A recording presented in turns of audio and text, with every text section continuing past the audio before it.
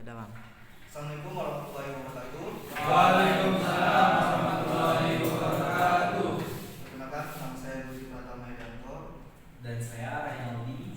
Jadi pada hari ini kami akan mempresentasikan hasil diskusi beserta PPT kami, yaitu mata kuliah entrepreneurship dengan judul metode membuat perencanaan bisnis yang akan dijelaskan oleh teman saya. Baiklah, saya akan menjelaskan metode yaitu kegagalan calon pengusaha atau pengusaha di awal usaha mereka adalah akibat tidak mampu merancang perencanaan bisnis atau yang bisa dibilang bisnis plan yang baik. Maka begitu memasuki dunia bisnis, banyak hal yang tak terduga muncul dan tak tahu apa yang harus dilakukan. Konsep dasarnya, perencanaan bisnis atau bisnis plan merupakan aktivitas atau kegiatan penting yang harus Anda sikapkan sebelum memulai sebuah usaha. Rencana bisnis adalah dokumen tertulis yang menjelaskan secara terpencil bagaimana suatu bisnis akan mencapai tujuannya.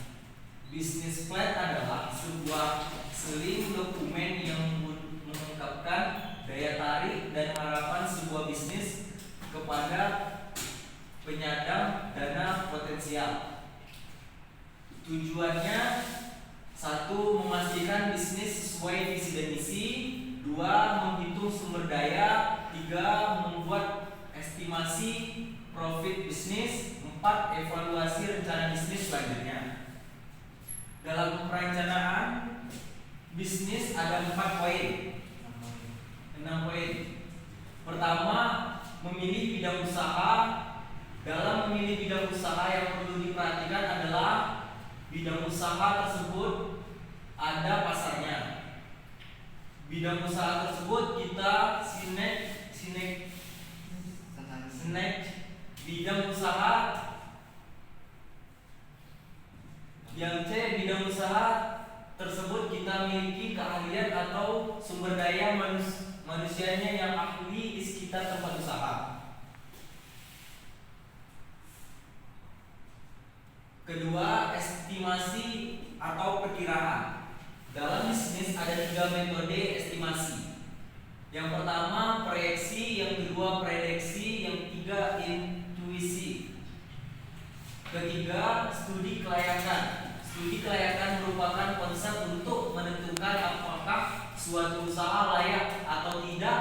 Banyak usaha gagal karena tidak membuat studi kelayakan.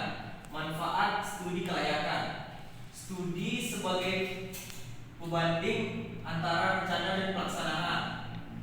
Bahasa informasi, company atau profil. Pelengkap pengajuan kredit atau kerjasama. Pelengkap pengajuan izin usaha. Keempat, kondisi lokal. Dalam perencanaan bisnis perlu dipahami tentang kondisi lokal yang menyangkut ada 3: sumber daya manusia, bahan baku tersedia. Yang ketiga, keadaan lokal yang spesifik, agama, adat, kepercayaan dan budaya.